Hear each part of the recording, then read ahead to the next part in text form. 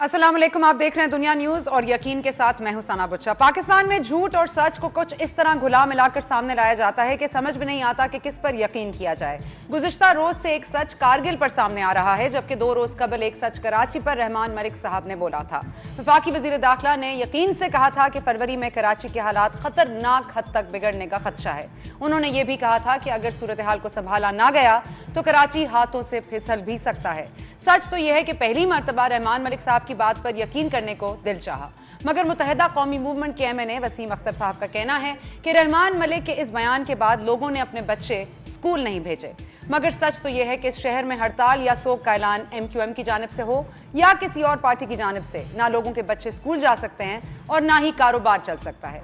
लेकिन कड़वा सच यह भी है कि अब तो इस शहर के लोग ही नहीं, खुद मुहाफिज भी महफूज नहीं रहे। गुज़िश्ता रोज सोराब गोट थाने पर हमला करके उसे महसूर कर लिया गया। पुलिस का कहना है कि यह हमला तालिबान की जानिब से किया गया था, मगर रहमान मलिक साहब का कहना है कि कराची में तालिबान का किरदार कम है। यह देखने के लिए कि कराची के हालात में किसका क्या किरदार है, सबसे पहले देखते हैं उन इशूज पर जिन पर आज हम फोकस करेंगे इन द प्रोग्राम। एक सिस्टम किया है जिसमें अगर कोई पर्ची माफी आता है, अगर वो बटन भी दबाएगा एक पट जो 115 वाला है, तो वो बोले ना बोले वहां पे पुलिस पहुंचेगी। और मैंने हेलीकॉप्टर दे रहा हूं, यहां पे कल तक पहुंच जाएंगे कि अगर किसी जगह से पर्ची माफी की शिकायत आती है और ये कि वहां पहुंचने के लिए अगर टाइम लगता हो तो हेलीकॉप्टर जाएगा और एक्शन लेगा।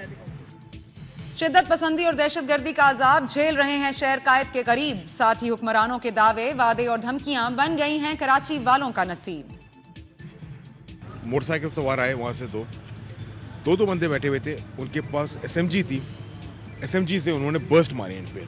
जो बाहर सिपाही था, बैरियर ड्यूटी खोल रहा था, वो उधर शहीद हुआ है। दूसरे वाले जो है उसको पांव में गोली लगी है, स्टेबल है। तीसरा जो है उसके एक रान में लगी है और एक पेट में है, उसका भी मतलब इंशाल्लाह ऑपरेशन हो रहेगा, बेहतर हो जाएगा वो।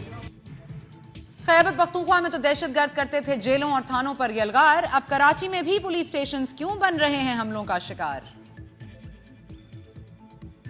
कराची यतीम और लावारिस ना था और ना है और ना होने देंगे। एमक्यूएम असेंबली में हो या ना हो, एमक्यूएम हुकूमत में हो या ना हो, हम इन भत्ताखोरों दहशतगर्दों के रहमो करम पे शहर कराची को, शहर कराची के अवाम को, यहां की मईशत को, यानी पाकिस्तान की मईशत को नहीं छोड़ सकते। बात होगी मुत्तहिदा कौमी मूवमेंट से, यूं तो बनती है कराची की दावेदार, पर कराची में अमन के लिए उसका क्या है किरदार। रहमान मलिक को तो कराची बदअमनी में तालिबान का किरदार नजर आता है कम, लेकिन आज यकीन एक्सक्लूसिव में आपको दिखाएंगे कराची में तालिबान का जोर के मुतबादिल कोर्ट्स भी कायम कर ली हैं।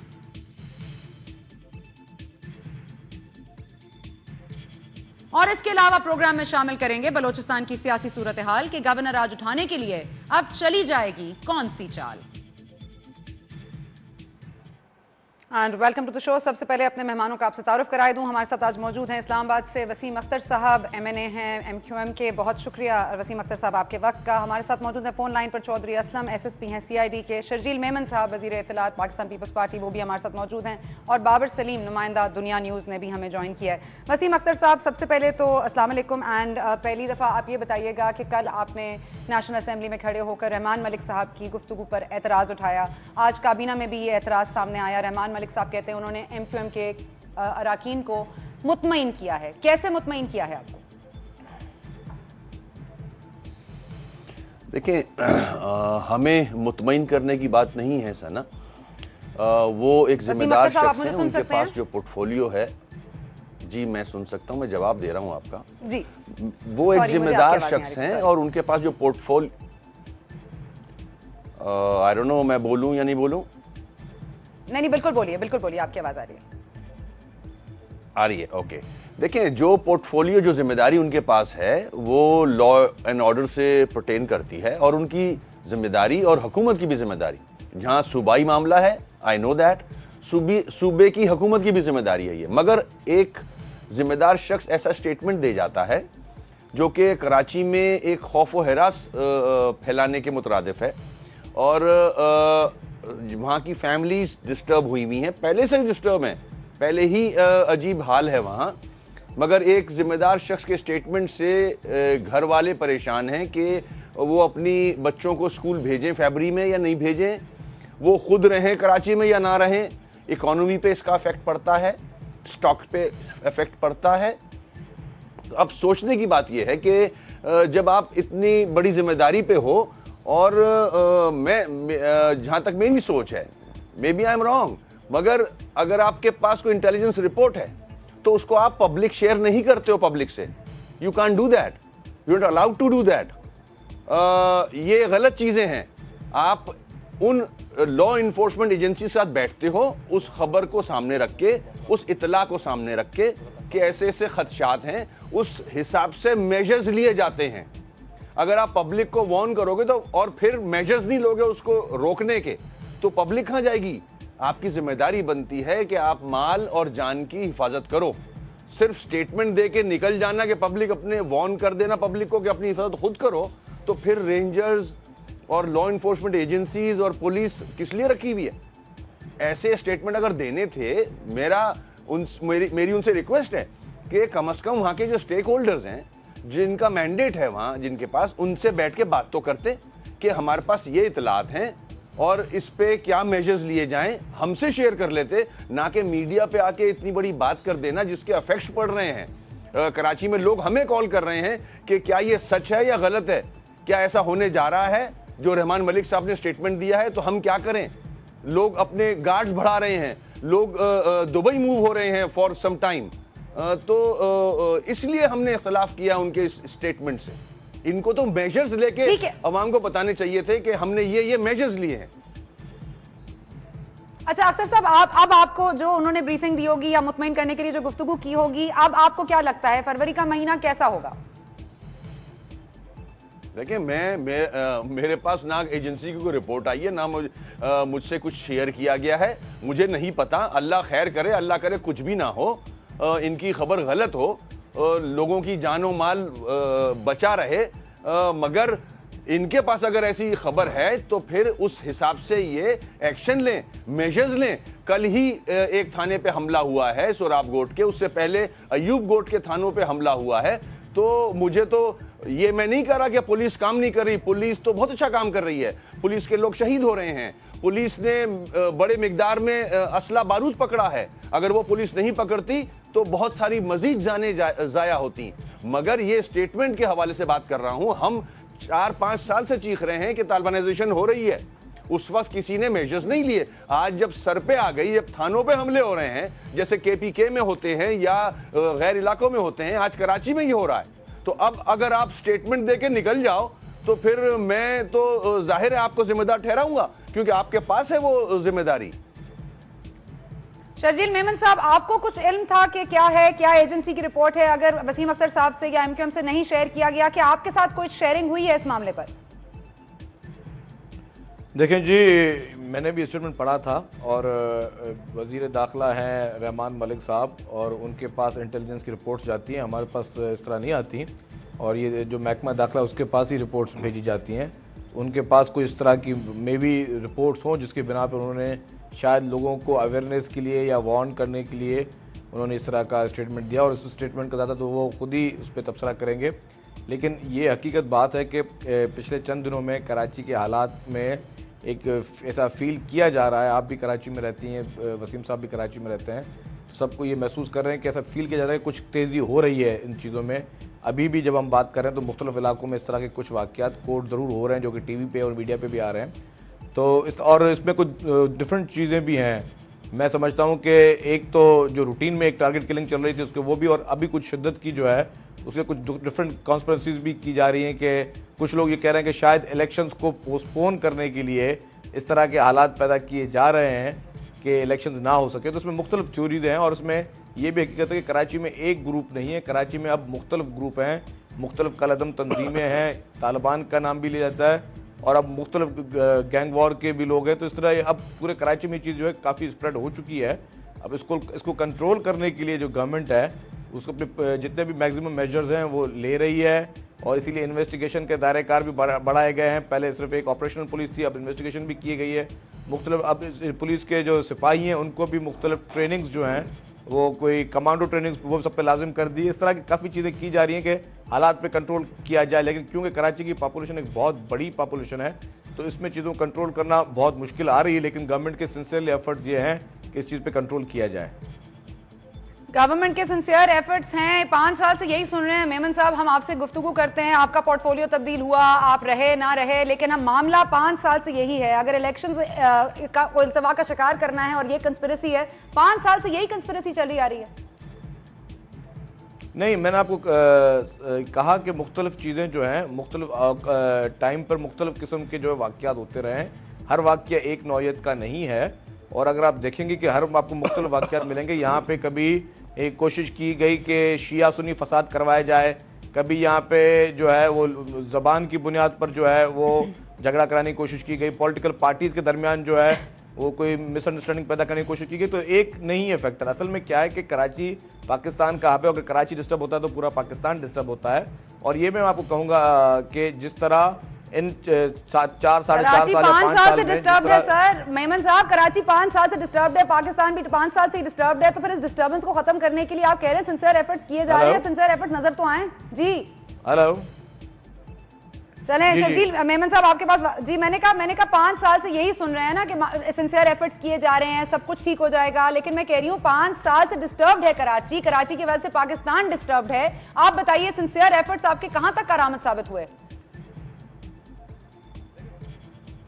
में कामयाबी हुई, क्योंकि मैं बिल्कुल कोशिश करूंगा कि कोई गलत बयानी ना करूं, लेकिन यह भी हकीकत है कि गवर्नमेंट के सिंसियर एफर्ट से किसी को शक भी नहीं होगा, क्योंकि जितना इन 5 सालों में जितनी बड़ी तादाद में दहशतगर्दों को गिरफ्तार किया गया है और उसी के रिएक्शन में पुलिस और रेंजर्स पे भी अटैक हुए हैं, और आज भी पुलिस पे अटैक हुआ है। पुलिस के जो है जवान और अफसरान, उनको रोज डेली बुनियाद पर उनको टारगेट किया जा रहा है। तो इसका मकसद यही है कि वो कहीं पे काम करें जिसके रिएक्शन में जो दहशतगर्द है, और हमेशा अटैक करने वाले की पोजीशन ज्यादा स्ट्रांग होती है बनस्बत जो है डिफेंस करने वाले की। तो इस तरह ये चीजें चल जरूर रही हैं, लेकिन इसमें गवर्नमेंट की कहीं से खुदा न खासा बदनीयती नहीं है, क्योंकि जितने लोग गिरफ्तार हुए हैं, लेकिन अनफॉर्चुनेटली इसमें सना साहबा एक मैं कहूंगा कि आपको एक रोल देखना पड़ेगा इसमें जुडिशरी का भी, कि जितने लोग गिरफ्तार किए जा रहे हैं और बड़े नॉमिनेटेड किस्म के क्रिमिनल भी गिरफ्तार किए जा रहे हैं, उनको कोर्ट्स की तरफ से जो है वो रिलीफ मिल रहा है, कोर्ट्स उन लोगों को रिहा कर रही हैं। और ये चीज जो है ये साइन खराब है। जब तक जजा और सजा का सिस्टम नहीं होगा तब तक क्राइम को कंट्रोल नहीं किया जा सकता। यहाँ पे अनफॉर्चुनेटली जजेस हजरात भी जो है वो भी इन चीजों से डर रहे हैं। और हमारे शर्जील साहब, लेकिन अगर गवाहों को चुन चुन के मार दिया जाए, 13D के ऊपर दफा के ऊपर तहत मुकदमा चलाया जाए, तो फिर लोग छुट्टी जाया करते हैं। मेमन साहब देखें, आपको मैं वही बात कह रहा हूं कि पुलिस ने मुल्जिमान को गिरफ्तार किया है, तभी गवाह पैदा हुए, तभी उन गवाहों पे भी अटैक हुए। मतलब इसमें पहली बात गवर्नमेंट की, ये तो आपके सामने कम से कम इस चीज को आप माने कि गवर्नमेंट ने सिंसियरली फोर्सेज ने उन लोगों को गिरफ्तार किया। अब जहां पर दूसरी बात है, अब विटनेस प्रोटेक्शन के लिए भी हमने, हमारे चीफ मिनिस्टर साहब ने एक अमाउंट, खासा अमाउंट होम डिपार्टमेंट को दे दिया ऑलरेडी, कि अगर अभी कोई आपको कहीं पे किसी विटनेस को प्रोटेक्ट करने के लिए, तो कहीं पे उसको शिफ्ट करने के लिए पैसों की जरूरत है, तो वो अनलिमिटेड बजट बना दिया है विटनेस प्रोटेक्शन का। तो वो भी एक इसी में ही एफर्ट में आ रहा है। लेकिन जो यहाँ पे हालत है मेरे ख्याल से उसके, और जितनी मैंने आपको बताया कि पिछले बरसा बरस में कराची के हालात आपसे खराब तो नहीं है, ये बरसा बरस से खराब है, तो अब वो चीजें इतनी स्ट्रांग हो चुकी हैं कि उनको ठीक करने के लिए जो है वो एक चैलेंज बन गया गवर्नमेंट के लिए। चौधरी असलम साहब, आप पर आऊंगी। 100% कोई बेहतरी तो नहीं आई, मेमन साहब कह रहे हैं, आप ही बता दीजिए कितनी फीसद बेहतरी आई है? और अनलिमिटेड पैसे दे दिए गए हैं विटनेस प्रोटेक्शन प्रोग्राम के लिए विटनेसेस को, लेकिन ना महाफिज महफूज, ना आप जैसे लोग महफूज, तो फिर क्या कीजिए? आप ये देखें सना बुच्चा साहिबा के पुलिस ने कितने दहशतगर्दों को पकड़ा, उन दहशतगर्दों को पकड़ा जो बच्चों की गाड़ियों पे टकराना चाह रहे थे, जेलों को तोड़ना चाह रहे थे, मुहर्रम के दिन, अशूरा के दिन ब्लास्ट करना चाह रहे थे, एमक्यूएम के जुलूस पे ब्लास्ट करना चाह रहे थे। उन दहशतगर्दों को सबको पकड़ा है पुलिस ने इतने ज्यादा दहशतगर्दों को पकड़ा है कि आप ये समझेंगे इनकी कमर तोड़ दी गई है कराची में, पुलिस ने इतना पकड़ा है। लेकिन चूंकि ये जब से ये 9/11 का एनवायरनमेंट चेंज हुआ है, तो ये जंग, ये लोगों को लाते हैं, ब्लास्ट कराते हैं, लोगों के बच्चों को ब्लास्ट कराते हैं, तो ब्लास्ट का इलाज तो किसी के पास दुनिया में नहीं है, अमेरिका के पास नहीं है, तो हमारे पास ये कमर टूट गई है तो ये हाल है असलम साहब, मतलब ये कमर तोड़ दी गई है तो ये हाल है। अगर आप लोग ना तोड़ते कमर खुदा ना खास्ता तो फिर क्या हाल होता? नहीं, आप ये देखें ना, ये तो जब से ये 9/11 के बाद एनवायरनमेंट चेंज हुआ है तो ये खुदकशाएं हैं, ये बारूद का है, बारूद की गाड़ियां ये मार देते हैं, उसके बावजूद पुलिस जो है इनके साथ जंग कर रही है। हालांकि पुलिस का काम जंग करना नहीं है, पुलिस का काम लॉ एंड ऑर्डर मेंटेन करना है, लेकिन आप इस पुलिस को सलाम करें, इस पुलिस को सल्यूट करें कि ऐसा इनके साथ जंग कर रही है, अपनी जानें दे रही है, मगर इन दहशतगर्दों को पकड़ रही है और कानून के कटघरे में ला रही है। नहीं, इनको हम इनको बिल्कुल खराज तहसीन पेश करते हैं, लेकिन मैं ये जानना चाहती हूँ कि अगर 2 अफराद को पकड़ा गया, फिर उनको सोराबकोट थाने में रख दिया गया, सुबह से दोपहर हो गई, दोपहर को उनके लवाहिकीन आकर उनको छुड़वाने की बात करते हैं, फिर भी आप लोग कहते हैं ये तालिबान हो सकते हैं, फिर शाम को हमला हो जाता है, 8 लोग मोटरसाइकिल पर आते हैं, पूरे थाने को महसूर करते हैं, तो फिर इसमें मैं क्या करूं? खराज तहसीन पेश करूं? किसकी अकल पे? नहीं देखे ना कि अगर कोई थाने पे आके हमला करता है, गिरफ्तार मुलजिमों को छुड़ाने की कोशिश करता है, तो पुलिस जख्मी भी होती है, पुलिस रेजिस्ट भी करती है। सर 8 लोग मोटरसाइकिल पर आते हैं। मैं ये जानना चाहती हूँ, तालिबान की तादाद ज्यादा है या पुलिस अफराद की तादाद ज्यादा है, रेंजर्स की तादाद ज्यादा है, किसकी तादाद ज्यादा है? नहीं देखें, जो भी हमला आवर होता है वो ये तैयारी में आता है। जो आदमी खुद के साथ जैकेट बांध कर आता है वो बिल्कुल तैयारी में आता है। वो जब भी हमला आवर जो प्लानिंग करके आता है, और जो आदमी ने ये उस वक्त तो प्लानिंग पुलिस ने नहीं की होती, लेकिन जब पुलिस प्लानिंग करके जाती है तो बड़ी बड़ी बारूद की भरी हुई गाड़ियां से बरामद कर लेती है। पुलिस की प्लानिंग यहाँ पर क्यों कमजोर हो जाती है, इस वक्त क्यों कमजोर हो जाती है? मैं यही तो जानना चाह रही हूँ कि वो बता के आएंगे आपको कि हम आ रहे हैं। आप लोगों को तो एवर रेडी रहना चाहिए। नहीं असलम साहब, आप लोगों को तो एवर रेडी रहना चाहिए ना? नहीं, हम तो रेडी हैं, ये जंग कर रहे हैं हम। आप अब ये देखें कि ये 48 मुल्क लगे हुए हैं, वो नहीं कामयाब हो रहे, सुपर ताकतें लगी है, तो अब ये तो पुलिस को सलाम है जो ये इतना काम कर रही है। जी ठीक है, हमारे साथ वसीम अख्तर साहब भी मौजूद हैं, लेकिन ब्रेक का वक्त हो रहा है। ब्रेक के बाद जब वापस आएंगे तो रहमान मलिक साहब कह रहे हैं कि तालिबान का जो इस वक्त जोर है वो कम है कराची की सूरत हाल पर, और तालिबान का इतना रोल नहीं है। लेकिन हमारे पास बाबर सलीम साहब ऐसी कुछ चीजें लेकर आए हैं, आज हम आपको एक्सक्लूसिवली दिखाएंगे कि तालिबान का कितना जोर है, कितना कंट्रोल है कराची में, और हम कह रहे हैं तालिबान का जोर ही नहीं है। ब्रेक के बाद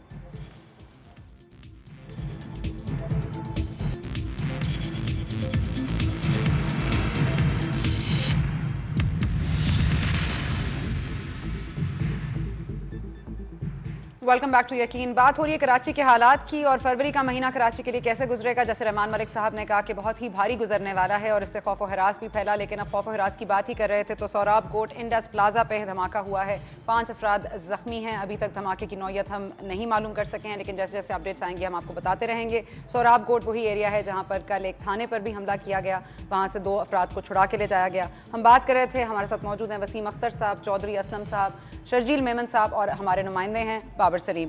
बाबर, क्योंकि आज रहमान मलिक साहब ने कहा कि 3 कलअदम तंजीमें तो कराची में कत्लेआम कर रही हैं, और उसके अलावा उन्होंने ये भी कहा कि तालिबान का जो जोर है वो टूटा है और उनकी इन्वॉल्वमेंट जरा कम है दहशतगर्दी में।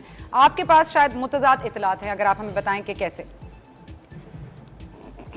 सना, बड़ी अजीब सी बात है जो वफाकी वज़ीर दाखिला रहमान मलिक साहब कहते हैं कि कराची में कलअदम तहरीक तालिबान का जो जोर है वो कराची के जो बदमनी के वाक़यात हैं उस हवाले से वो कम है, या उनका मुलव्विस होना जो है उसके शवाहिद कुछ कम है शायद उनके पास। लेकिन हम इस बात पर यकीन रखते हैं अपनी तमाम तर थॉरो इन्वेस्टिगेशंस के बाद, कराची के ग्राउंड पर क्राइम के होने वाले वाक़यात की इन्वेस्टिगेशंस और रिपोर्टिंग के बाद हम इस बात पर मुत्तफ़िक़ हैं कि कराची में कलअदम तहरीक तालिबान बराह रास्त कई कार्रवाइयों में मुलव्विस है। इसका वाज़ेह सबूत है, हम कुछ डॉक्यूमेंट्स ऐसे हम तक पहुंचे हैं जिसमें वाज़ेह तौर पे देखा जा सकता है कि एक अदालत की जानिब से जो है लेटर हेड पे कलअदम तहरीक तालिबान के एक फैसला जारी किया गया है, जिसमें एक शख्स जो कि किसी तनाज़े के नतीजे में उनके पास पहुंचा, उसके मुखालिफ को जो है वो 5 लाख रुपए, 10 लाख रुपए, 15 लाख रुपए और बाद मामलात में 50 लाख और करोड़ रुपए तक जो है वो जुर्माना किया जाता है। दूसरी सजाओं में कोड़े मारे जाते हैं और तीसरे दर्जे की सजा होती है कत्ल। ये कत्ल उस तरह नहीं किए जाते कराची में जिस तरीके से उमूमन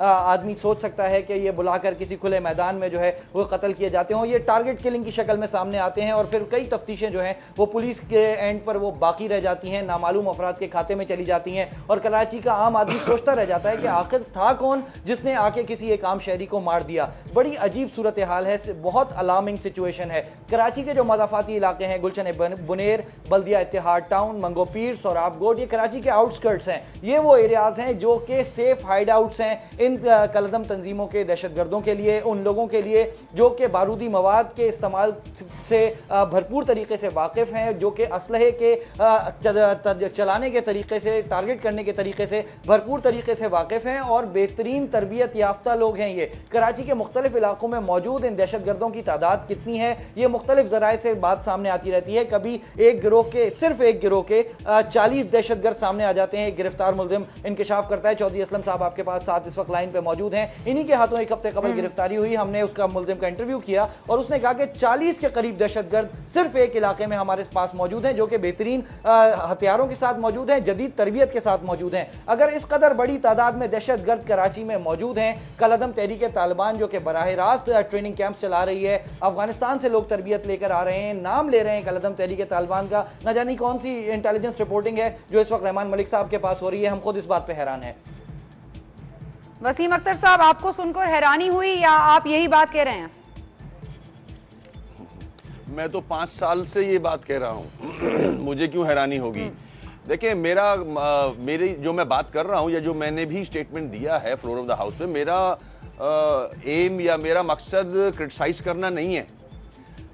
मेरा मकसद है मसले को रिजॉल्व करना। हम 5 साल से यही बात चीख रहे हैं। पहले तो मीडिया भी और मुख्तलिफ सियासी जमातें भी, हम 3 सियासी जमातों के हवाले से इल्जाम डाल दिया करती थी ये पीपुल्स पार्टी, ANP, MQM लड़ रही हैं, ये आपस में इनकी टफ वॉर है। वो खुदा का शुक्र है वो खत्म हुई। अब ये सामने नया फैक्टर आया है, कलअदम तंजीमें और तालिबान। ठीक है, ये रिकॉर्ड पे रहमान मलिक साहब भी हैं। मैं क्रिटिसाइज के हवाले से नहीं बात कर रहा, मगर मुझे ये अजीब सा लगता है सना कि जब एक मिनिस्टर इंटीरियर ये ISI MI IB को कह रहा है कि 75% तवज्जो आप कराची पे दो, ये मेरे समझ में नहीं आ रही बात। देखें, अगर ऐसा है, शवाहिद हैं, एविडेंसेस हैं, इंटेलिजेंस रिपोर्ट्स हैं, तो इनको तो बंद कमरे में MI ISI IB के साथ बैठ जाना चाहिए और जो रिपोर्ट्स हैं उस पर इनको एक्शन लेना चाहिए। ये मीडिया में आके आवाम को बता रहे हैं कि MI को भी मैं कह रहा हूं, ISI को भी कह रहा हूं। What is this? ये मुझे तो समझ में नहीं आ रहा ये क्या हो रहा है, या इसके पीछे कोई और कहानी है तो वो मुझे नहीं पता, मगर मैं तो परेशान हूं, जैसे कराची का हर फर्द परेशान है कि ये स्टेटमेंट आने के बाद बेयार और मददगार अवाम वहां बैठी है, पुलिस अपनी जानें दे रही है, पुलिस मुकाबला कर रही है। तो इस वक्त तो रेंजर्स को भी और जिनके नाम इन्होंने लिए हैं उनको सबको ग्राउंड पे होना चाहिए। और जहां जहां ये बम ब्लास्ट हो रहे हैं, अभी बम ब्लास्ट हुआ, आपने खुद जिक्र किया, ऐसे पॉकेट्स हैं, ऐसे इलाके हैं जहां ये बैंड आउटफिट बैठी है, इन्हें सब पता है, वहां तो एक्शन शुरू हो जाना चाहिए था। तो ये आवाम क्या करेगी? आवाम को क्यों बताया जा रहा है? ठीक है, शर्जील साहब आप बता दीजिए कितने तालिबान ऑपरेट कर रहे हैं कराची में? देखिए, एग्जैक्ट नंबर तो मुझे नहीं पता, मैं कोई गैर जिम्मेदाराना बयान नहीं 100 में, हजारों में, लाखों में, कितने? रहमान मलिक 5 बार कहते हैं 700 तालिबान, IG सिंध कहते हैं, किसकी बात माने? खैर, मैं आपको कहूंगा, मुझे कोई इसकी एग्जैक्ट नंबर मैं आपको नहीं बता सकता सना साहबा, लेकिन मैं ये जरूर कहूंगा कि तालिबान बिल्कुल कराची में एग्जिस्ट करते हैं। और जब ये लोग, इनका इन्फ्लक्स यहाँ होता है, जब ये कराची में आ रहे होते हैं, तो किसी के चेहरे पे या माथे पे लिखा नहीं होता कि ये कोई तालिबान है। ये आम लोगों की तरह, आम मुसाफिरों की तरह आते हैं और फिर यहाँ पे जहाँ जहाँ पे इनके हाइड आउट्स हैं, फिर वहाँ पे ये लोग जाते भी। और अभी आपको एक और बात मैं बता दूँ कि ये अब जितनी भी ये बैन ऑर्गेनाइजेशन दूसरी हैं, ये जो जिन पे बैन लगा हुआ है वो, और ये तालिबान की जो तहरीक तालिबान है, अब इन सारी ऑर्गेनाइजेशंस के आपस में भी एक रवाबित हैं और काफ़ी अब किलिंग्स में ये क्रिमिनल माफिया पूरी जो है वो एक दूसरे को सपोर्ट भी करते हैं, मुख्तलिफ जगहों पर एक दूसरे की हेल्प भी करते हैं और इनको जो है वो शेल्टर भी प्रोवाइड करते हैं। लेकिन इन सारी चीज़ों के साथ आप देखें कि रेंजर्स और पुलिस वो अभी मैदान में मौजूद हैं और डेली की बुनियाद पर अगर आप लेट आवर्स में भी देखेंगे तो आपको रेंजर्स के और पुलिस के मुख्तलिफ जगहों पर रेड्स नज़र आते हैं। और जिस तरह वसीम अख्तर साहब ने कहा कि इंटेलिजेंस एजेंसीज अपना किरदार अदा करें, तो मैं उनको कहूँगा कि मतलब बिल्कुल इनकी मशवरा बिल्कुल ठीक है, लेकिन इस वक्त जितनी भी हमारे पास गिरफ्तारियां हुई हैं उसमें 50% से ज़्यादा जो है गिरफ्तारियां वो इंटेलिजेंस एजेंसीज की रिपोर्ट्स की बिना पर हुई हैं। जो 9 मुहर्रम को एक बहुत बड़ा एक गाड़ी पकड़ी गई जिसमें बहुत बड़ा बारूदी मवाद था, वो भी इंटेलिजेंस एजेंसीज की ही रिपोर्ट्स पर जो है वो पुलिस के जो है लोगों ने जाके वहाँ पे रेड किया और इनकाउंटर भी हुआ, एक शख्स मारा भी गया और बहुत बड़ा बारूदी मवाद जो है वो गिरफ्तार हुआ और वो पकड़ा गया। लेकिन मैं सना साहबा एक चीज़ जिसको आप रूल आउट नहीं कर सकते, इन सारी चीज़ों में जो मैंने पहले बात की थी कि जब तक सज़ा और जज़ा का सिस्टम नहीं होगा तब तक चीज़ें बेहतरी की तरफ नहीं आएंगी। अगर कोई भी टारगेट किलर या कोई भी इस तरह का प्रोफेशनल कातिल जो है वो अगर 100-200 कत्ल करके भी जो है उसको फिर कोर्ट छोड़ दें तो वो चीज़ें फिर जो है वो पब्लिक तक कोई अच्छा इसका मैसेज नहीं जाता, फिर दूसरे लोग इसमें जो है इनकरेज होते हैं। एक कालदम तंजीम का रहनुमा कराची का अमीर हमने गिरफ्तार किया, उसने मीडिया में प्रेस कॉन्फ्रेंस में कहा कि मैंने 100 से ज़्यादा कत्ल किए हैं और मैं मजीद भी करूंगा। उसने ये प्रेस कॉन्फ्रेंस में तमाम आपके क्राइम रिपोर्टर्स मौजूद थे, उनके सामने उसने कन्फेशन भी किया, उसने एडमिट भी किया कि मैंने कत्ल किए हैं और भी करूंगा। अब अगर इस तरह के लोग भी अगर 5-6 के माह के बाद अगर ये रिहा होकर आ जाएं तो फिर आप क्या कहेंगे कि इसमें कितनी सारे आप ओनर्स अपनी रिस्पॉन्सिबिलिटी आप सारी कोर्ट पे डाल रहे हैं शर्जील साहब, वो ठीक है, लेकिन मैं कह रही हूँ कि प्रोसिक्यूशन को भी मजबूत करना चाहिए ना। आप भी तो देखें कि क्या हो रहा है। अगर एक इंसान की विटनेस स्टेटमेंट है तो उसके बाद और भी तो चीजें होंगी ना उसको सब्सटेंशिएट करने के लिए। आप सारा मलबा कोर्ट पे डाल देते हैं तो फिर कैसे चलेगा इस पे लेजिस्लेशन? हाँ जी बाबा साहब आप बताइए। मैं इसमें एक चीज ऐड कर दूं। है ये इससे पहले भी बात आ चुकी है, शर्जील साहब ने ये कई दफा मुख्तलिफ प्लेटफॉर्म्स पे ये बात की है कि जो अदालतें हैं उनका मामला कुछ जो है वो अदल इंसाफ की फराहमी के हवाले से। देखिए एक बात खुदा के लिए समझिए, कराची में विटनेस प्रोटेक्शन प्रोग्राम किधर स्टैंड कर रहा है? एक आदमी क्यों आके किसी के कत्ल की गवाही देगा, क्यों आके किसी धमाके की आके गवाही देगा जब वो ये जानता होगा कि 6 महीने बाद किसी ने बाहर आके मुझे दोबारा गोली मार देनी है। एक चीज तो ये बड़ी इंपॉर्टेंट है। दूसरा आपने तस्करा किया एक कलदम तंजीम के उस शख्स का, उस मुल्जिम का जिसने 100 अफराद के कत्ल का एतराफ किया। मैं उस प्रेस कॉन्फ्रेंस में मौजूद था, उस मुल्जिम का इंटरव्यू मैंने किया, मैं जानता हूं, उसकी इंटेरोगेशन रिपोर्ट हमारे पास मौजूद है। लेकिन खुदा के लिए हमें यह भी बताइए कि 100 कत्ल जो डिक्लेयर किए थे प्रेस कॉन्फ्रेंस में वो बाद में एफआईआरों में कितने गए? आप 24, 25, 26 कत्ल एफआईआरों में चढ़ाते हैं, प्रेस कॉन्फ्रेंस में 100 कत्ल डिक्लेयर करते हैं, उसके बाद किस तरीके से शहरी महफूज रह सकते हैं? जी मेमन साहब। अच्छा मैं तीनों चीजों का जवाब जी तीनों चीजों का जवाब चलें दे दें जी। अब काफी केसेस ऐसे हैं जिसमें लोग फिर एफआईआर निकलवाने भी नहीं आते, लेकिन फिर उस पर सरकार मुद्दत में आ जाती है। दूसरी बात, 100 क्यों कहते हैं? जब 27 की एफआईआर भी मौजूद नहीं होती तो 100 क्यों कहते हैं? प्रेस कॉन्फ्रेंस में इतना ग्लैमराइज क्यों करते हैं, इतना सेंसेशनलाइज क्यों करते हैं मेमन साहब? सना उसको हम नहीं करते, उसको उस जिस कैदी की मैं बात कर रहा था उस मुल्जिम ने खुद नाम ले लें आप, बात तो बार-बार कर रहे हैं। उस प्रेस कॉन्फ्रेंस में आके खुद कहा कि मैंने 100 से ज्यादा कत्ल किए हैं और आइंदा भी करूंगा। अगर एक शख्स ये बोल दे कि मैं आइंदा भी करूंगा तो उस शख्स को आप क्या उसको बेल आउट कर सकते हैं? अब दूसरी बात जो इन्होंने विटनेस प्रोटेक्शन की बात की, बिल्कुल बात ठीक है, वो आपने जवाब दे दिया, उसका लॉ नहीं बना, लेकिन जी उसकी अभी तक वो उसका लॉ विटनेस प्रोटेक्शन का उस पर काम चल रहा है, लेकिन उसके साथ साथ चीफ मिनिस्टर साहब ने काम चल रहा है, 5 साल मुकम्मल होने जा रहे हैं, काम ही चल रहा है मेमन साहब, गॉड से क्या। हाँ सुन तो ले मैडम, सुन तो ले, मैं ये कह रहा हूँ सेशंस हो रही है, कौमी असेंबली का सेशन खत्म होने हैं, नए सूबे के ऊपर बात हो रही है, लेकिन इस पे हम अभी कानून साजी नहीं कर सकते, हम जरा काम हो रहा है इस पे। मेमन साहब मैं आपको रिक्वेस्ट ये कर रहा हूँ, नहीं सुन तो ले जी, सुन ले। मैंने कहा कि वो चीजें a part of it chief minister साहब ने 10 करोड़ रुपए होम डिपार्टमेंट को दे दिए हैं कि ये आप इनिशियली रखें, आपको किसी भी केस में अगर विटनेस प्रोटेक्शन की जरूरत होती है you can use that amount, और अगर इसके अलावा भी आपको पैसे चाहिए तो गवर्नमेंट विल प्रोवाइड आपने ये पॉइंट पहले बता दिया। तीसरी बात करें। अच्छा तीसरी बात आपने कहा कि प्रोसिक्यूशन वीक है। अब मैं बताऊं 3 साल पहले 10 मुहर्रम को कराची में एक वाकया हुआ था, उसके बाद कुछ लोगों ने जलाओ घेराव किया था, पूरी दुकानें जलाई थी, आपको भी नॉलेज में होगा। जो डीआईजी थे उस एरिया के, उन्होंने सीसीटीवी फुटेजेस के जरिए जो लोग गिरफ्तार किए थे उनको कोर्ट्स में पेश किया अलॉन्ग विद वो उनके फुटेजेस, और कोर्ट्स ने उन सबको बेल दे दी। अब मैं ये सवाल पूछता हूं, अगर एक शख्स जो कि सीसीटीवी कैमरा में आ रहा है कि वो दुकानों को आग लगा रहा है, गाड़ियों को आग लगा रहा है, और वो उसकी जो मूवी है वो प्रोवाइड की जा रही है कोर्ट्स में, उसके बावजूद अगर कोर्ट जो उन लोगों को छोड़ दे तो फिर आप बेल के खिलाफ अपील में गए, आपने अपील की बेल के खिलाफ। मेमन साहब आपने बेल के खिलाफ अपील की, आपने कोई प्रेसिडेंट सेट किया, इन 5 सालों में आपने कोई प्रेसिडेंट सेट किया, आप अपील में गए, आपने रिस्पॉन्सिबिलिटी ली। देखें जब नहीं, एक ओके, जब हम तस्वीर हम मूवी दिखा रहे हैं नहीं, बस नहीं ली आप अपील हर चीज में तो अपील में चले जाते हैं, इसमें आपने अपील करना जरूरी समझा। वसीम अख्तर साहब आपके पास आऊंगी लास्टली, क्योंकि आप कहते हैं अवाम, कराची की अवाम का मैंडेट आपके पास है। अख्तर साहब क्या कीजिए इन मसाइल से, कैसे हम बात कर रहे हैं और 2 अफराद जाँ बहक हो चुके हैं, रोज 15 से 20 बंदा मारा जाता है, टारगेटेड ऑपरेशन कहिए, रैंडम ऑपरेशन कहिए, हो रहा है, लोग मर रहे हैं, फरवरी का महीना आया जाता है, क्या करें? देखिए, आप भी जो टॉपिक लेके बैठे हैं बिल्कुल बजा है, मगर अब हम उस चीज से निकल चुके हैं ना। सबको पता है ये बैंड आउटफिट्स हैं, कलदम तंजीमें हैं और तालिबान दहशतगर्द हैं, ये मिलके ये काम हो रहा है। ये बहुत पहले से इसको कंट्रोल करने की कोशिश करनी चाहिए थी, जो कि नहीं की गई। अब ये जायंट्स बन गए हैं और अब इनसे मुकाबला हो रहा है, पुलिस जाने दे रही है, लॉ एनफोर्समेंट एजेंसीज कोशिश कर रही है। अब हमें इससे निकलना होगा कि कितने तालिबान हैं, गिनती कितनी है, 1000 है, 500 हैं, जो एक्टिविटी कर रहे हैं वो सबके सामने है, मीडिया के सामने है। इसको कर्ब करना है। अब how to curb them, how to arrest them, ये करना। इस पे मैं और आप नहीं कर सकते, एमक्यूएम या पीपुल्स पार्टी नहीं कर सकती है, सियासी पार्टी। ये गवर्नमेंट को करना होगा, जिनके जो इदारे हैं। अब इदारे अगर सिर्फ ये कह दें कि ये होने वाला है, उससे काम बनेगा नहीं।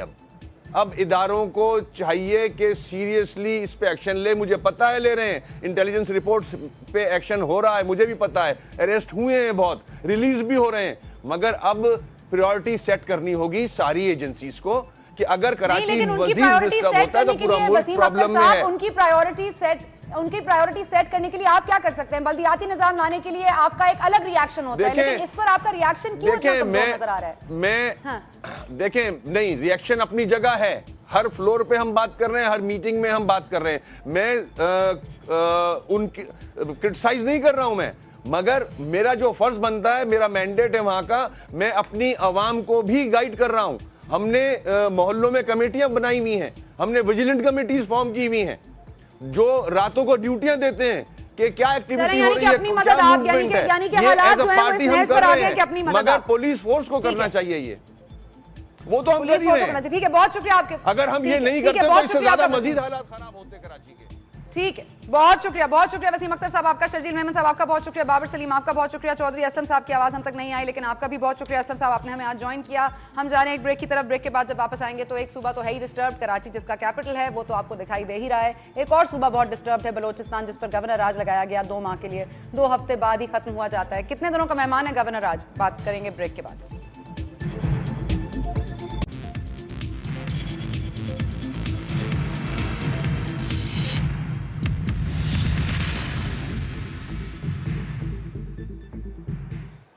एंड वेलकम बैक टू यकीन। हम बात कर रहे थे ब्रेक पे जाने से पहले कराची की, अब बात करेंगे बलोचिस्तान की, जहां पर हालात बदस्तूर कुछ अजीब ही शेखी नजर आ रहे हैं कि गवर्नर राज का नफाज हुआ, अब गवर्नर राज लिफ्ट करने की बात की जा रही है। JUIFA ने मुसलसल वॉकआउट किया है, सेनेट से भी और नेशनल असेंबली से भी। करारदाद भी मुतफ़िका तौर पर मंजूर हुई बलोचिस्तान असेंबली में कि गवर्नर राज जो है वो ठीक नहीं है, इसको हटा दिया जाना चाहिए। हाफिज हुसैन अहमद साहब हमारे साथ मौजूद है, रहनुमा JUIFA, और सादिक उमरानी साहब ने हमें ज्वाइन किए, रहनुमा है पाकिस्तान पीपल्स पार्टी के। उमरानी साहब, आपने गवर्नर राज जब लगा था, आर्टिकल 234 का इस्तेमाल हुआ था, तो आपने मिठाइयां भी बांटी थी और आपने कहा था ये ठीक है।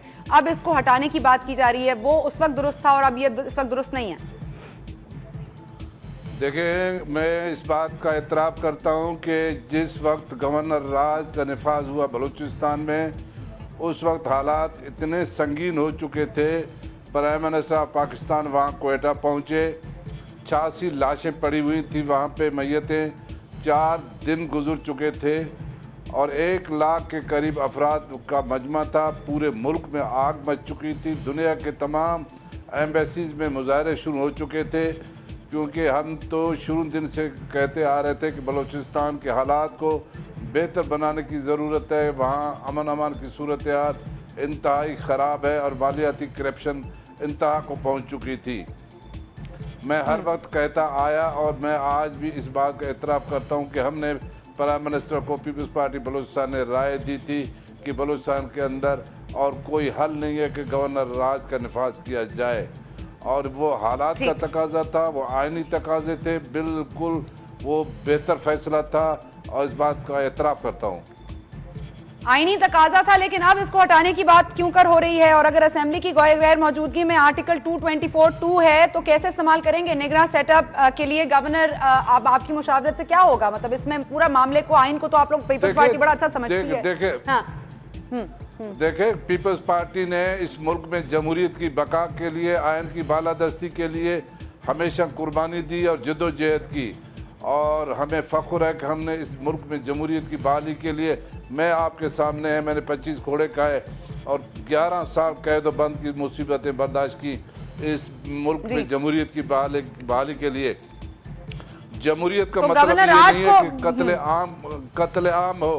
जमहूरियत का मतलब ये नहीं है कि लूट मार हो। जमहूरियत का ये मतलब नहीं है कि आईनी तकाजे पूरे न हों। तमाम इदारों को आईनी तकाजे और जमहूरियत का मतलब है कि गवर्नर राज हो। जमहूरियत का मतलब है कि गवर्नर राज हो। जमहूरियत का मतलब है कि 86 लाशें लेकर लोग रोड पे बैठे हैं। जमहूरियत का ये मतलब है। जी हाफिज हुसैन अहमद साहब, क्या करें कि पीपल्स पार्टी और आपके दरमियान भी कोई मुशाफरत हो रही है? एक मिनट जी, हाफिज हुसैन अहमद साहब। बिस्मिल्लाहिर्रहमानिर्रहीम। सनादे की बुनियादी बात यह है कि वहाँ पर वफाक में भी हुकूमत पीपल्स पार्टी की है और सूबा बलूचिस्तान में भी हुकूमत में वज़ीर आला उनके थे। मैं ये बुनियादी तौर पर बता रहा हूँ, इस वक्त हम बलूचिस्तान के लिए आपने चंद मिनट दिए हैं, लेकिन अभी एक धमाका हुआ है। रोज़ाना जो दर्जन भर से ज़्यादा लाशें यहाँ गिरती है, यहाँ पर क्या वज़ीर आला साहब तीर मार रहे हैं? बुनियादी मसला ये है कि पहले भी वज़ीर आला और गवर्नर दोनों कहते रहे हैं कि हमारे पास इख्तियार नहीं है, और अगर बलूचिस्तान के मामलात बिगड़े हैं तो उसमें वफाक का कसूर है, और 60% वफाक ने जो है मामलात को ख़राब किया है। बलूचिस्तान में जो इस वक्त सूरत हाल थी, तो हमने कहा कि पहले अगर 60% गवर्नर की जिम्मेदारी थी तो वहाँ पर आपने 40% भी उसकी जिम्मेदारी की है। और इस वक्त हमारा जो बुनियादी मसला ये है कि हम ये नहीं कहते कि सुरखाब के फल लगे वज़ीर आला के पास, लेकिन हम ये कहते हैं कि असम्बली की तरफ रुजू करना चाहिए था। और अगर पीपल्स पार्टी के हमारे सदर तशरीफ़ फरमाए बलूचिस्तान के, तो हम ये कह रहे हैं कि क्या वज़ीर आला अली मदद जतक और आपके पीपल्स पार्टी के लोग, यानी पीपल्स पार्टी का एक दोगला जो पन है वो बलूचिस्तान में है कि एक तरफ से सदर, उनके सूबाई सदर, उनका मौक़िफ़ बिल्कुल सही होगा, लेकिन क्या हमारे अब जब इसको बहाल किया जाएगा तो उसका मतलब ये है कि उन्होंने अपनी गलती को तस्लीम किया है। हमारा बुनियादी मसला ये है कि बलूचिस्तान में माजी में भी जब भी पीपल्स पार्टी की हुकूमत आई है तो वहाँ हमें गवर्नर राज का तोहफा मिला है। और फिर गवर्नर कौन है? वो गवर्नर है जिसे परवेज मुशर्रफ ने अपॉइंट की है। जिस तरह हमारे तो अब आपकी ठीक है हाफिज साहब, ये बात आपकी क्लियर है। नहीं, अब आप बताएं हल की तरफ कैसे जाएंगे, क्योंकि मुशावरत तो हुई है आपकी पार्टी हल की तरफ ये कि सबसे बुनियादी बात ये थी कि 4.5 पौने 5 साल में इन गवर्नर्स को तो हटा दिया जाता। मक्सी साहब को की अपॉइंटमेंट हुई है वो परवेज मुशर्रफ ने की है। और जब आप कहते हैं कि हमारा जमहूरी निज़ाम है, तो हम ये समझते हैं कि गवर्नर साहब ने पहले भी कई बार कहा कि मेरे पास इख्तियार नहीं है। तो गवर्नर को चेंज कर दें या वज़ीर आला को चेंज कर दें? हाफिज साहब, गवर्नर को चेंज करें या वज़ीर आला को चेंज करें? आप ये बता दें कि क्या करेंगे, क्या चीज़ से सैटिस्फाई होंगे? जो भी चेंजिंग होगी 20वीं तरमीम के बाद ज़रूरी है कि उसके लिए मुंतखब नुमाइंदों की तरफ रुजू किया जाए, असम्बली की तरफ रुजू किया जाए। और अगर उनका अपना वज़ीर आला उनके डिसिप्लिन में नहीं था और वो मौजूद नहीं था, और अब भी हल यही है कि वज़ीर आला से ये कह दे सादिक उमरानी साहब, जनाब जरदारी साहब, अगर बाकी उनकी रिट मौजूद है और पार्टी पे उनकी गिरफ्त है तो अपने वज़ीर आला से कह दे वो रिज़ाइन दे दे। और अगर 2 दिन के लिए 4 दिन के लिए भी असम्बली एक वज़ीर आला नौमुंतखब वज़ीर आला सामने ला सकती है, तो कम अज़ कम असम्बली का ही वक़ार होगा। हम ये कहते हैं कि असम्बली ने अपनी कारकर्दगी नहीं की है, लेकिन आपकी बात समझ आ गई, आपकी बात समझ आ गई है, मुज़ाहरा नहीं किया है, इसलिए गवर्नर को तो फौरी तौर पर हटा दिया जाए। 5.5 गवर्नर को फौरी तौर पर हटा दिया जाए। ठीक है, कयूम जो है वो गवर्नर। ठीक है, कयूम चंगेजी हमारे साथ मौजूद है, नायब सदर हैं क्वेटा यकजहती काउंसिल के। सर, आपके पास आखिरी मिनट है, सॉरी आपको बिल्कुल कम टाइम दे रही हूँ। सिर्फ ये बता दीजिएगा कि अगर गवर्नर हटाना ही मकसूद रहा बलोचिस्तान का मुकद्दर, तो आप क्या कीजिएगा, क्योंकि गवर्नर राज तो लगा था, फिर क्या करेंगे आप? देखिए, बिस्मिल्लाहिर्रहमानिर्रहीम, बात यह है कि हमें गवर्नर के हटाने से या वजीर आला के वापस आने से कोई ताल्लुक नहीं। हम तो ये कहते हैं कि जो साबिका सूबाई हुकूमत थी बलूचिस्तान की, वो नाअहल थी, अपने फ़राइज़ उन्होंने सही तरीके से बिल्कुल अदा नहीं किए। नतीजतन ये हुआ कि गुज़श्ता तकरीबन डेढ़ दहाई से तो आपको किसी चीज से इख्तिलाफ नहीं है, किसी चीज से इख्तिलाफ नहीं है। वो गवर्नर हटा देंगे, गवर्नर आज हटा देंगे तो आपको एतराज नहीं है, आप कोई धरना नहीं देंगे फिर चंगेजी साहब, हाँ या ना? नहीं, अगर देखिए अगर यही दोबारा यही हुकूमत बरसर इख्तिदार आती है तो हम तो जरूर धरना देंगे। ठीक है, बहुत शुक्रिया आपका चंगेजी साहब की बात आपने सुनी, जरूर धरना देंगे। ये धरने देते रहेंगे और यहाँ पर हुक्मरान अपनी मर्जी करते रहेंगे। गवर्नर आज कितने दिनों का मेहमान है बलूचिस्तान में, इसमें हम आपको अपडेटेड रखेंगे। लेकिन इस वक्त वापस चलेंगे दुनिया न्यूज की जानिब and we will see you tomorrow.